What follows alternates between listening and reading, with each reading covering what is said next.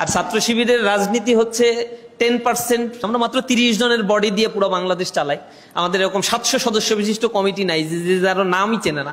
এক ভাই প্রশ্ন করছেন, বাংলাদেশ ছাত্র শিবির, বাংলাদেশ ইসলামী ছাত্র শিবির থেকে শিক্ষার্থীদের আর্থিক সহায়তা দেয়? এটা আমাদের সামর্থ্যের আলোকে যাদের প্রয়োজন তাদেরকে আমরা দেওয়ার চেষ্টা করি। ভার্সিটির হল পেতে সাহায্য করে, এটা তো ইউনিভার্সিটি কর্তৃপক্ষ আপনাকে অফার করবে, আপনি মেধার ভিত্তিতে হল পেয়ে যাবেন। আমরা যেটা করি, অনিয়ম যেন না হয় সেটার চেষ্টাটা করি।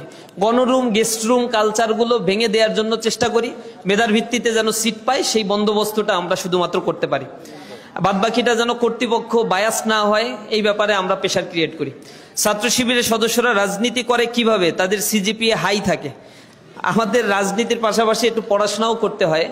আপনারা জানেন অথবা জানেন না, অনেকে জানার কথাও না, ইসলামী ছাত্র শিবিরে কেউ জয়েন করলে সাথে সাথে তাকে একটা বই ধরায় দেয়া হয়, এটাকে আমরা রিপোর্ট বই বলি।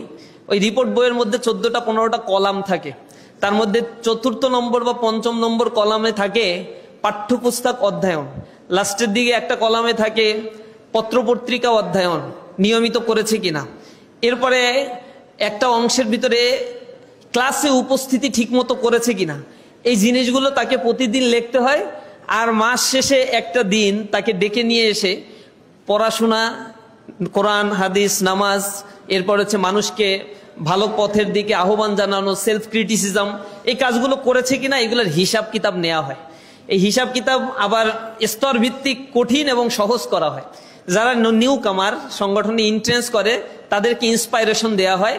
আর যারা ছাত্র শিবিরের একটু লিডার টাইপের হয়ে যায় তাদেরকে এর উপরে এমফাসাইজ করা হয়। এইটা না করলে পরে শৃঙ্খলা ভঙ্গের দায়ে ব্যবস্থাও নেওয়া হয়। লেখাপড়া করলো না কেন, রেজাল্টটা খারাপ হইলো কেন, আত্মসমালোচনা করে না কেন, পত্রিকা পড়ে না কেন, এই কারণে তাকে দাঁড়ায় জবাব দিতে হয়।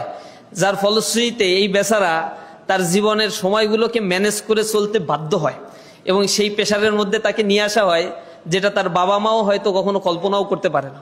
যার ফলশ্রুতিতে সংগঠন, অর্গানাইজেশনাল ক্যাপাসিটির পাশাপাশি তার এই জায়গাটা, একাডেমিক এক্সিলেন্সির জায়গাটা সে সমানতালে নিয়ে যেতে পারে, যেটা সংগঠন আমাদেরকে দিয়েছে। বিদায় সংগঠনের প্রতি আমরা ডেডিকেটেড হয়েছি। আমাদের এগুলা না দিয়ে যদি শুধু রাজনীতি করতে বলতো তাহলে এই সংগঠনে থাকাটা দুরূহ হয়ে যেত। আর ছাত্র শিবিরের রাজনীতি হচ্ছে 10%, 8 থেকে 10%। আর আমাদের এমনি ব্যক্তিকে গঠন করার কার্যক্রমটাই আমরা 90% ক্ষেত্রে করে থাকি। পলিটিক্যাল অ্যাওয়ারনেস প্রয়োজন আছে, কিন্তু অতিমাত্রায় পলিটিক্যাল অ্যাফিলিয়েশন আমরা পছন্দ করি না, প্রতিবাদ করি। যতটুকু রাস্তায় আমাদের দেখেন অতটুকু হচ্ছে আমাদের টোটাল কাজের হয়তো শিকে ভাগ 5 থেকে 7%-এর বেশি হবে না। বাদ বাকি ইন্টারনাল কার্যক্রমগুলো আমাদের অনেক বেশি। এখন ডাকসু ইলেকশন শেষ হলো, জাকসু চলছে। এখানে ডাকসুতে আলহামদুলিল্লাহ ছাত্র শিবির তো প্যানেল সহ বিজয় অর্জন করছে। জাকসুতেও আলহামদুলিল্লাহ প্যানেলের 90%-এর উপরে ইনশাআল্লাহ রেজাল্টের ফলাফল দিবে। আমরা আশাবাদী বিজয় অর্জন করবে ইনশাআল্লাহ। তো আলহামদুলিল্লাহ এখন রাকসু টাকসু এগুলাও আছে সামনে। তো এগুলো তো আমাদের রেগুলার কাজ, এক একটা শাখা বাস্তবায়ন করে। অন্য অন্য সংগঠনে দেখবেন যে টোটাল ফোর্স এখানে ইনভলভ, আর আমরা বাংলাদেশে ঘুরে ঘুরে এইসব প্রোগ্রাম করে বেড়াচ্ছি। তার মানে আমাদেরকে আসলে যে কোনো একটা জিনিসে এত বেশি কনসেন্ট্রেশন দিতে হয় না, কারণ ছাত্র শিবির একজন ছাত্রকে ছোট থেকেই একেবারে গ্রুমিং করে করে এমন ক্যাপাসিটি গ্রো আপ করে যে যার কাজ সেই করে। এর বাইরে অন্যদেরকে অযাচিত এক্সারসাইজ করতে ডাকাও হয় না কখনো। এরকম একটা কাজ আমার কেন্দ্রের 30 জন সেক্রেটারিয়েট মেম্বার আছে। আমরা মাত্র 30 জনের বডি দিয়ে পুরো বাংলাদেশ চালাই।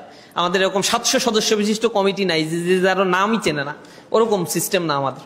তো এই 30 জনের মধ্যে 2 জন 3 জন ইনভলভ আছে এই কাজের জন্য। বাকিরা সারা দেশে ঘুরে ঘুরে এইসব প্রোগ্রাম আদি বা নিজেদের লেখাপড়া, নিজেদের কাজ নিয়েই ব্যস্ত আছে।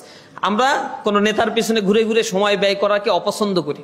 আমরা যখন হাঁটি অনেকে আমাদেরকে বলে যে আপনি একা একা হাঁটতেছেন, ক্যাম্পাসে গেলে বলে একা একা, টিচাররা বলে একা একা তুমি।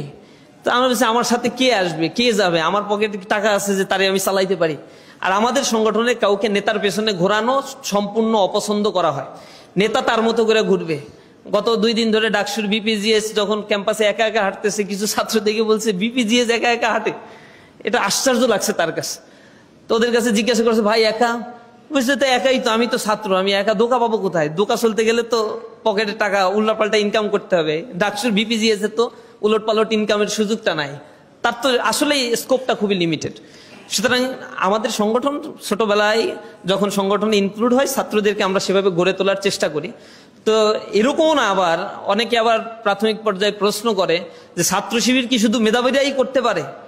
একটা টক শোতে গিয়ে এক দলের বড় একটা দল, তার নেতা আমারে জিজ্ঞাসা করতেছে যে এই প্রশ্নের উত্তর ছাত্র শিবিরকে দিতে হবে, যে ছাত্র শিবির কি শুধু মেধাবীরাই করতে পারবে যাদের সিজিপিএ 3.5 এর উপরে?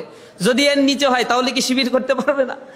তা আমি বললাম যে এটা একটা প্রশ্ন হইল ভাই, মানে যে কেউ করতে পারে ছাত্র শিবির, কিন্তু ছাত্র শিবির করার পরে তার ইমপ্রুভমেন্টের কাজটা ইসলামী ছাত্র শিবির করে। আমি বলি যে পূর্বে তুমি কি করে আসছো, it doesn't my considering factor. এখন তুমি কি এখন থেকে চিন্তা করো আর নিজেকে গড়ে তোলার জন্য চেষ্টা করো। পুরাতন নিয়ে যে চিন্তা করতে থাকে ও পেছনেই পড়ে থাকে। আমার পেছনে কি হয়েছে এটা আমি কখনোই রিগেইন করতে পারবো না। সুতরাং আমার জন্য বেটার অপশন হচ্ছে ভবিষ্যতে আমি আসলে কোন দিকে যাব সেটা নিয়ে আমাকে চিন্তা করা। অতটুকু চিন্তা করতে পারলেই হবে ইনশাআল্লাহ। তা আমাদের জনশক্তিকে আমরা এইভাবে পজিটিভ সেন্স নিয়ে গড়ে তোলার জন্য চেষ্টা করি।